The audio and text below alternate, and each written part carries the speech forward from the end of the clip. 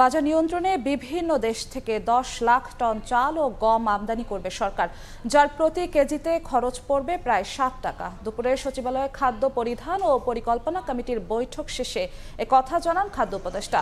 10 lakh ton চাল গমের মধ্যে মিয়ানমার থেকে 22,000 টন চাল এসে পৌঁছেছে। পর্যায়ক্রমে আন্তর্জাতিক দরপত্রের মাধ্যমে ভারত, পাকিস্তান, ভিয়েতনাম থেকেও চাল আনা হবে। G2G ভিত্তিতে 2 লাখ টন গম আনা হবে রাশিয়া থেকে। খাদ্য উপদেষ্টা জানান, বাজারে চালের দাম এখন বাড়ছে না, বরং কমছে। সরকারি গুদামে প্রায় 13 লাখ টন চাল ও গম মজুদ আছে বলেও জানান উপদেষ্টা।